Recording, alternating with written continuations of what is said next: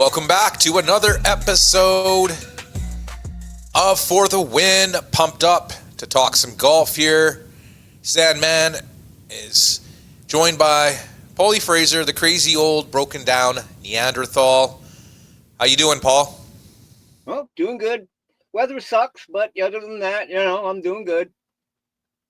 Yeah, nice start to spring, right? Yeah, it's raining. Well, hey, why not? It's spring. Yeah, the old saying, right? April showers bring May flowers, right? So let's kick it off.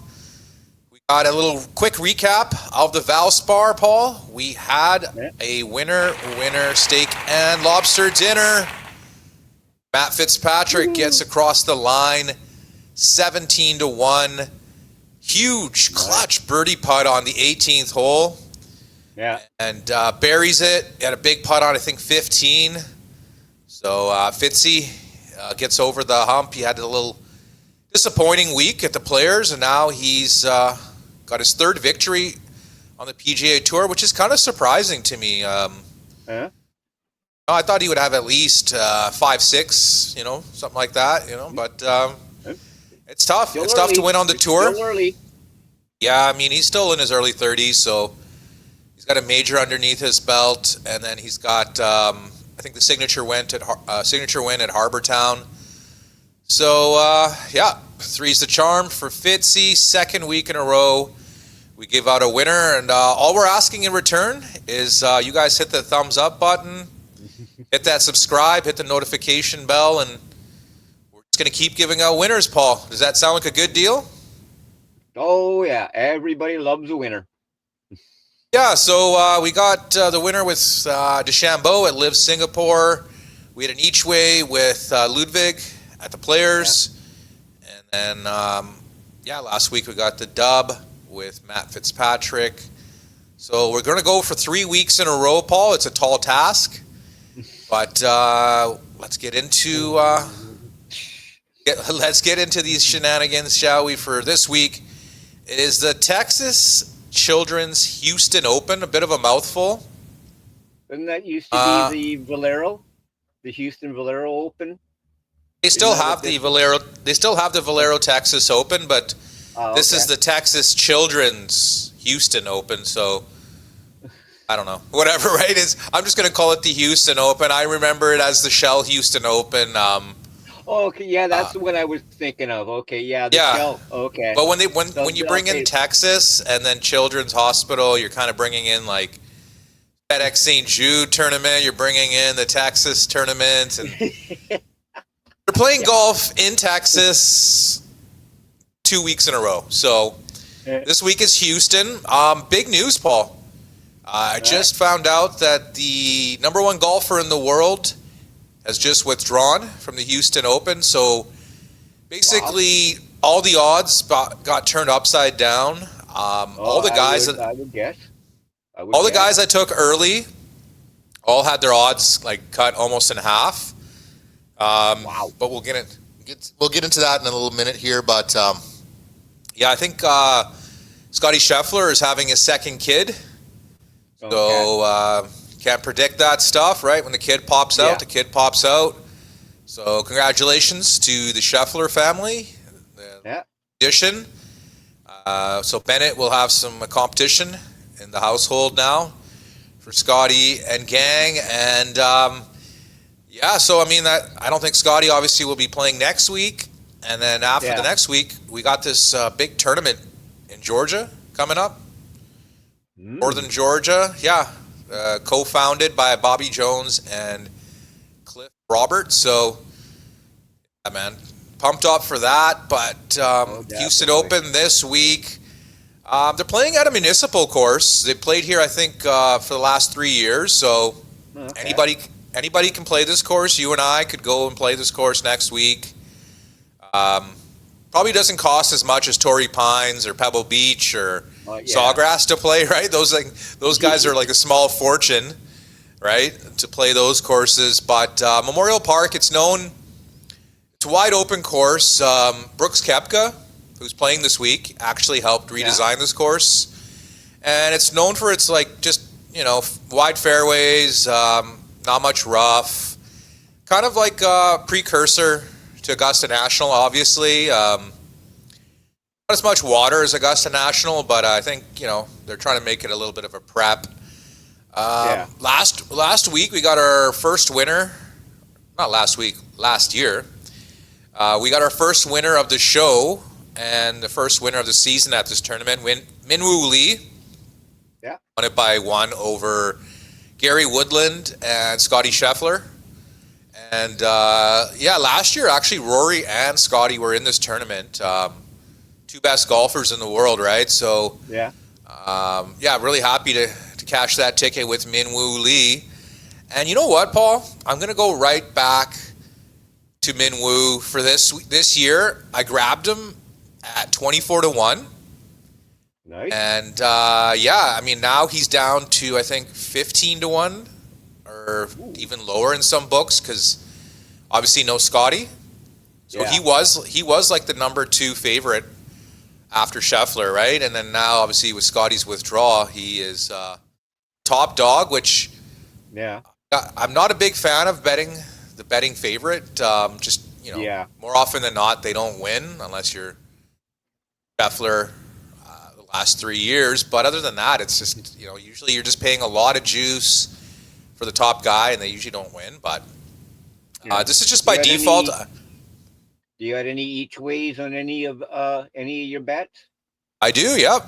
I'm glad you asked that, Paul. My next pick is Davis Thompson, a guy who's on pace to be like a Ryder Cup or President's Cup player for U.S. for years and years. And then he just had a really, really shitty second half last year. And then now he had a top 4 in Puerto Rico, but, you're not playing the top guys really. So he's just a little better golfer than I think that his results have been. And I think he's just due to pop off sooner than later. And I think this course sets up really well for him. He's pretty long off the tee, pretty decent putter.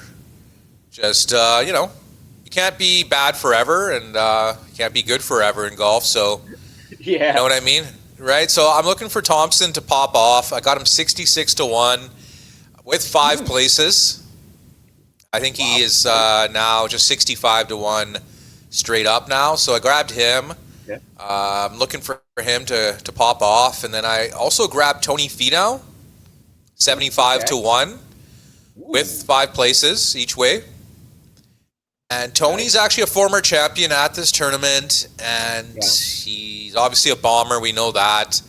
He's had, I think, believe it or not, he's had 2 top 20s in his last 4 tournaments. And I've just seen signs he's using a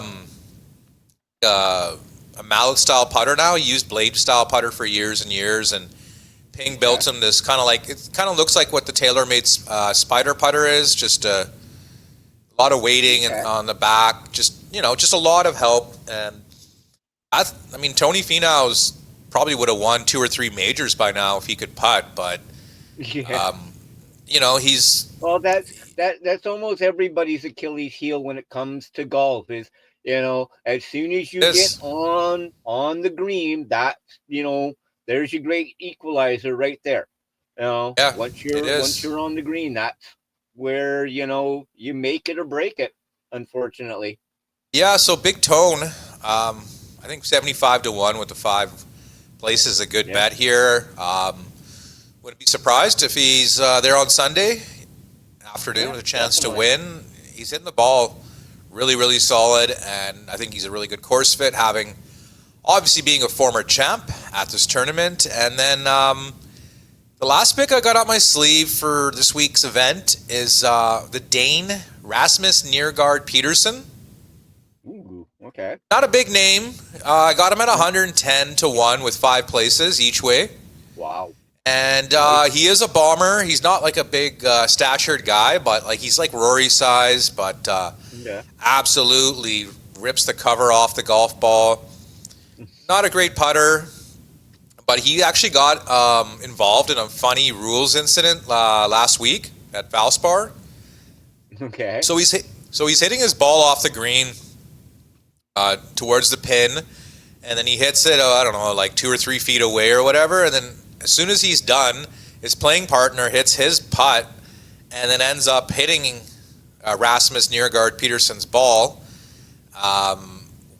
And I guess the guy who hit the ball second was supposed to go replay his shot, and then but it was just kind of weird. Like, I'd never seen that before, 2 guys playing at the same. I see it like at the municipal courses all the time, right? Guys just they don't want to wait. They've been playing bad. They're like, fuck it, I'm just gonna go, right? Shoot at the same time.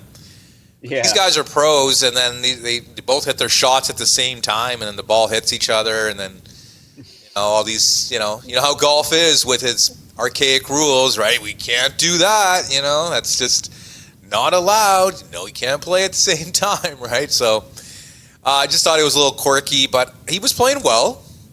Yeah. Tee to green, obviously. Putting, whatever, right? It's kind of a mystery, but I think he's a good course fit here, along with Min Woo, Davis Thompson, Tony Finau. Long, great odds, man. I'm getting him over 100 to 1. Yeah. Obviously, he hasn't won on the tour, won a couple of times on the Euro DP tour, but he doesn't have that big name, so I say why not? I mean, over 100 to 1. I got the each way 5 places. Even if he is there on Sunday and kind of fumbles the ball, I got a little bit of a cushion with the 5 places. Yeah. So so that's what I'm thinking for the Houston Open. Little side notes. Rory McIlroy's Masters dinner was announced. The most expensive food you can buy is what Rory chose, and from what I heard, like the wines he chose are like alone $20K. Jeez. And some of them are from like 1965. One of them is from like 1990. Another one's from like I don't know what year, but obviously Rory's got the money, and I also think like maybe it's like a way to kind of like soften up your playing partners by getting them hammered off this really expensive wine that some of them probably can't afford, right? And because we know like there's gonna be 15 guys who are there who aren't even playing, right, Paul? Like Jack's not playing. We know Gary Player's not playing. Tiger, we don't know, he might play, but the older guys, they can get sloshed all they want, and they're not playing in the tournament, right? Yeah, or if Rory's hoping Scottie takes a couple extra cups, he's thinking, hey, help yourself, Scottie, or help yourself, Brooks, or whoever, So I don't know, maybe there's some gamesmanship there. What do you think? Oh, I have no idea, but it's funny as hell. It is funny. Some of the Masters.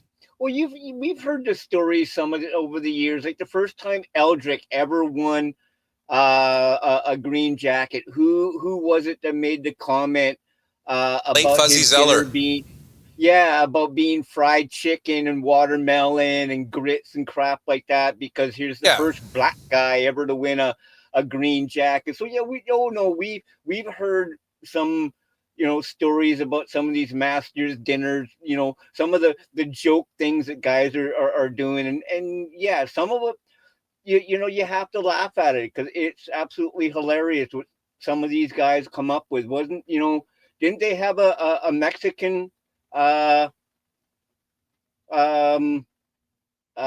sort of a, I think Mike Weir, his wife is Mexican. So for his dinner, he had a bunch of, Mexican tortilla soup and stuff like that, and like I think a Mexican dessert.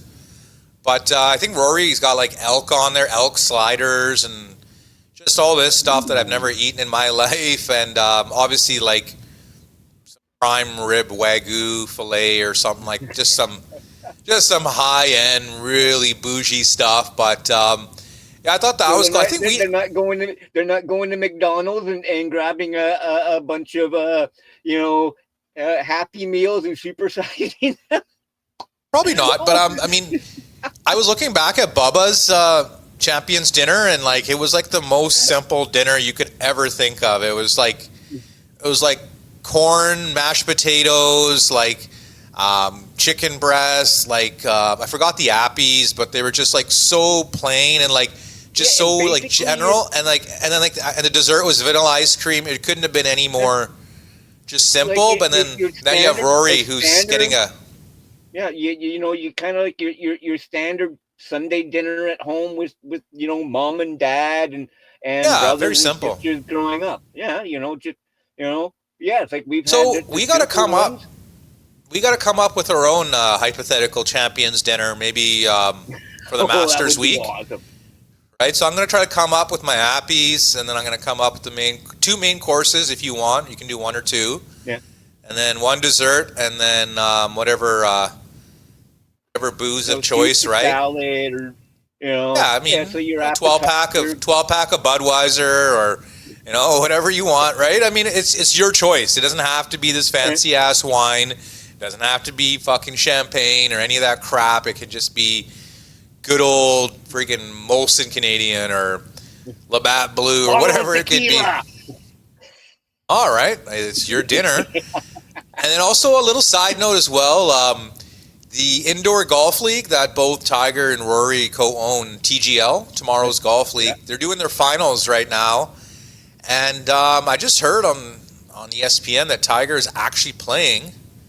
It's a best of 3. They lost the first match on Monday, and then it's see if they can tie it and take it to the third one.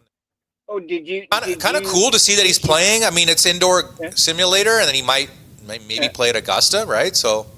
Well, did you? I can't remember where I saw it, but I was reading some notes about Eldrick actually designed a golf course.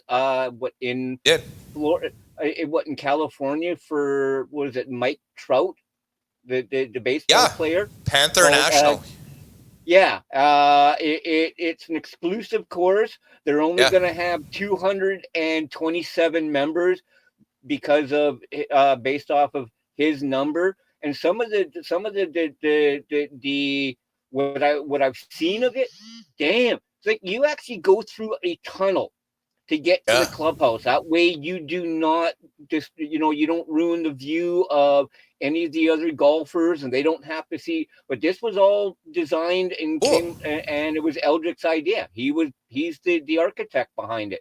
Well, apparently Augusta National has a bunch of tunnels underneath the course. That's where all like the maintenance crew and everything have all their trucks and whatnot, and they move all their sand and dirt and all that crap. Because I mean, I've looked at pictures at Augusta National, and I've looked at the whole grounds, and I'm like, they have a small little shed behind the 10th green, I think in between the 10th green and the 18th hole, and it's kind of, they don't show it on the telecast, but you can see it if you watch the Google Maps pictures of it. So I'm like, where does all this like maintenance stuff go, right? I'm like, these guys got to have at least 20. I've seen them doing their synchronized mowing in the morning, right? Yeah. I'm like, where does all this shit come from? And apparently they have all these roadways and tunnels underneath the course. And like even a lot of the players, they don't even come in through like Magnolia Lane or whatever the fuck. They just go through this tunnel, and then they just avoid traffic. And oh man, the things you can do with money, right, Paul?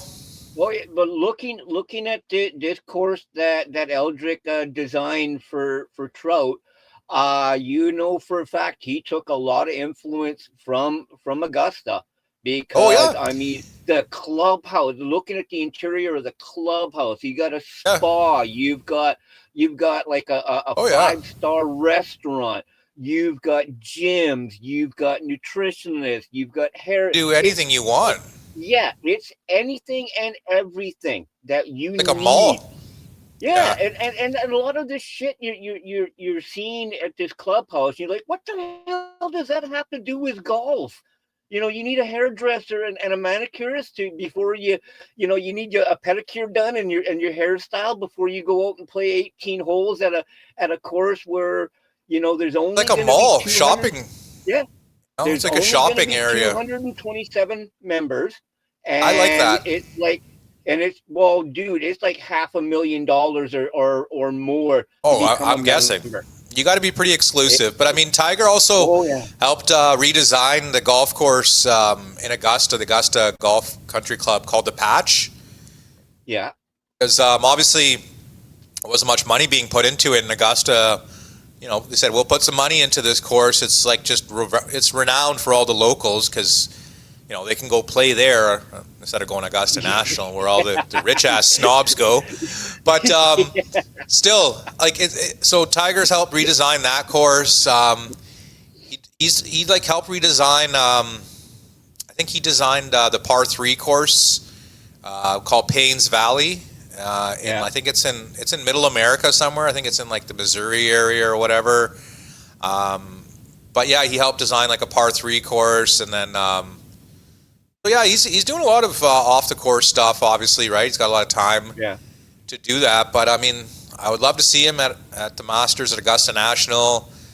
You know, hopefully make the cut, and you know, it's just good to see him there. It just brings more eyeballs, and you know, it's a blast from the past, and you know, I like seeing the former champs there. So, looking forward to that. And then, yeah, we got the Valero, Texas next week in San Antonio area. It's the Masters, and then it's Harbour Town, and then I think after Harbour Town we got the doubles event, the 2 guys versus 2 guys, Zurich. After the Zurich, I believe it's we're going back to the Blue Monster for the Miami tournament. And then before you know it, it'll be the PGA Championship. And then we're right in the heart, pretty close to the heart of summer. And golf season will be over before you know it. But yeah, so we're looking for Min Woo, 24-1, Paul. We're looking for Davis Thompson, 66-1. Tony Finau, 75-1. Rasmus Niergaard Peterson, 110-1. The last 3 guys with 5 places each way. And we are so grateful. Not with Min Woo. Okay. No, just straight up. But yeah, we're grateful everyone here has listened here for the 22 minutes. If you've listened and watched for the last 22 minutes, you are a soldier. We thank you so, so much. The algorithm will love you for that, and we will love you even more. And Paul and I are going to catch you on the next one. Hang loose, people. Peace out.